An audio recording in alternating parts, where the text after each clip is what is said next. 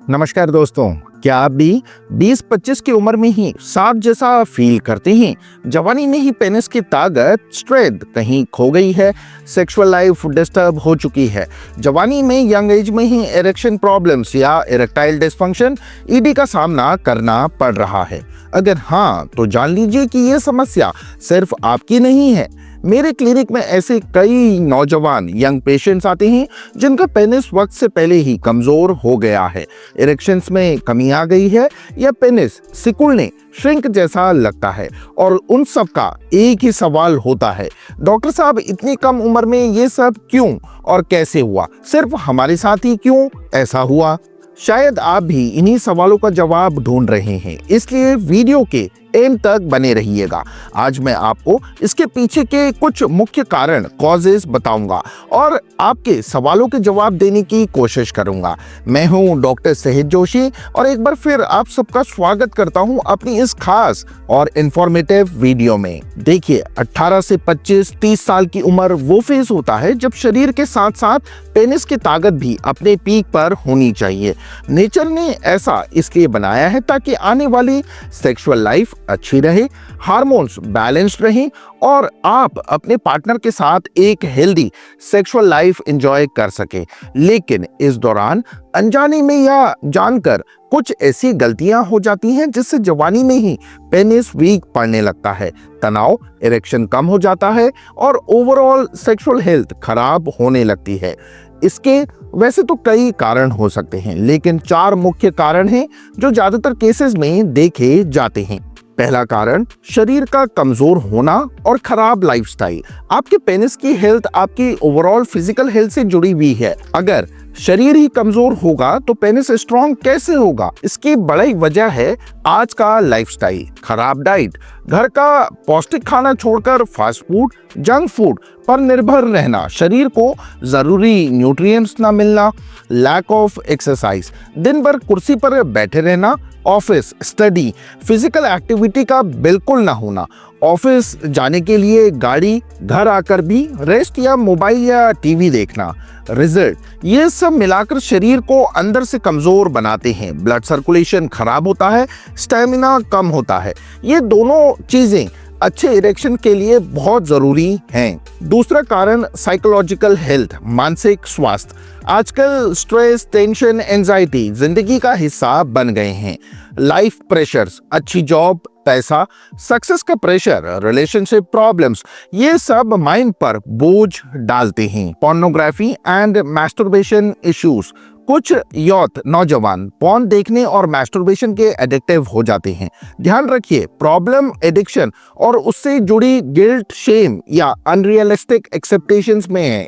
जब आप पॉर्न में अनरियलिस्टिक चीजें देखते हैं तो आपका ब्रेन उसे रियल समझने लगता है। फिर जब रियल लाइफ में वैसा नहीं होता, इंफीरियर कॉम्प्लेक्स और परफॉर्मेंस एंजाइटी शुरू हो जाती है। ये डर कि मैं परफॉर्म नहीं कर पाऊंगा। How it effects ED, stress और एंजाइटी आपके नर्वस सिस्टम को डिस्टर्ब करते हैं। इरेक्शन के लिए ब्रेन से पेनिस तक क्लियर सिग्नल जाना जरूरी है। स्ट्रेस इन सिग्नल्स को ब्लॉक कर सकता है, जिससे इरेक्शन आना या मेंटेन करना मुश्किल हो जाता है। आपको लगने लगता है कि अब आप यूजलेस हैं, पार्टनर को खुश नहीं कर सकते। ये नेगेटिव सोच प्रॉब्लम को और बढ़ा देती है। तीसरा कारण, नशीली और गलत आदतें, substance abuse.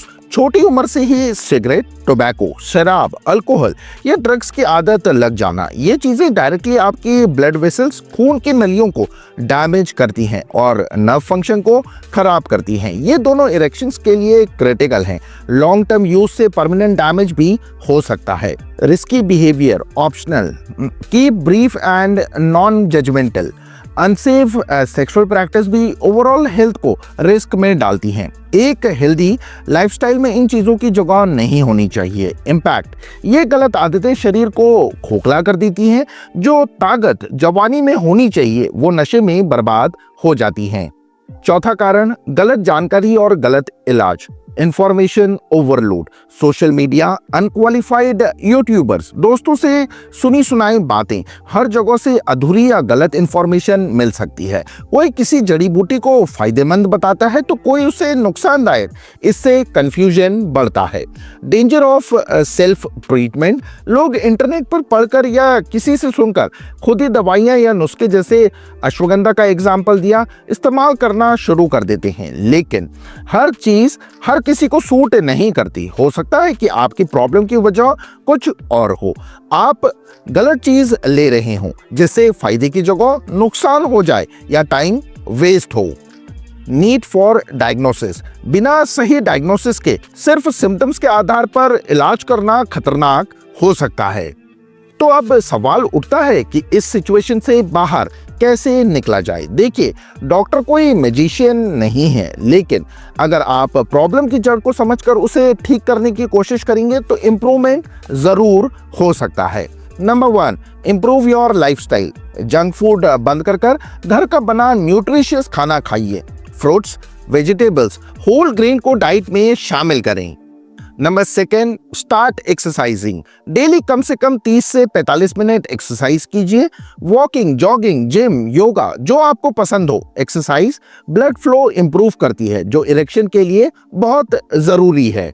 Number 3, manage stress. Deep breathing, meditation, yoga, आपके हॉबीज को आपको टाइम देना चाहिए। इन टेक्निक से स्ट्रेस कम करने की कोशिश करें। अगर एंजाइटी या डिप्रेशन ज्यादा है तो प्रोफेशनल हेल्प लेने में ना हिचकिचाएं।